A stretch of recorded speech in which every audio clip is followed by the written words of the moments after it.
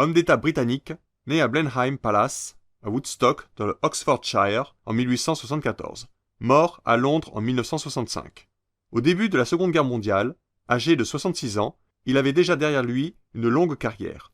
Correspondant de guerre, député, 9 fois ministre, de l'Intérieur, de l'Amirauté, de la Guerre et de l'Échiquier. Dans les années 30, il avait mis l'Europe en garde contre l'expansion du communisme, puis contre la montée du nazisme. Violemment opposé aux accords de Munich et au pacifisme, il avait aussi prêché sans écho le réarmement.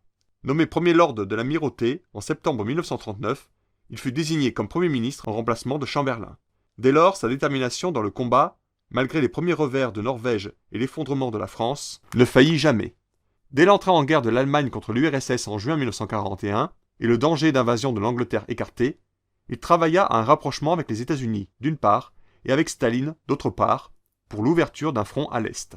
Aux côtés des Américains, à la fin de 1942, il fit débarquer ses troupes en Afrique du Nord, et l'offensive contre les puissances de l'Axe prit alors toute son ampleur. Présent à toutes les grandes conférences internationales, comme Casablanca, Téhéran, Québec, Yalta et Potsdam, il tenta de parer aux visées impérialistes de Staline, mais ne put réaliser son projet d'attaquer le ventre mou de l'Europe, les Balkans, qui eût profité aux alliés de l'Ouest, surtout lorsqu'on sait les conséquences funestes de l'avance de l'armée rouge jusqu'à Berlin.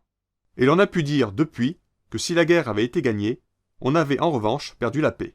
À la fin des hostilités, Churchill poursuivit sa politique anticommuniste et son rêve de maintenir l'Empire britannique en s'opposant notamment à l'abandon de l'Inde. Renversé par le Parti travailliste, il démissionna en juillet 1945. Rappelé au ministère en 1951, son seul prestige l'y maintint jusqu'en 1955, époque à laquelle où il se retira définitivement des affaires. Il a écrit des mémoires sur la Deuxième Guerre mondiale en 12 volumes et une histoire des peuples de langue anglaise en 4 volumes.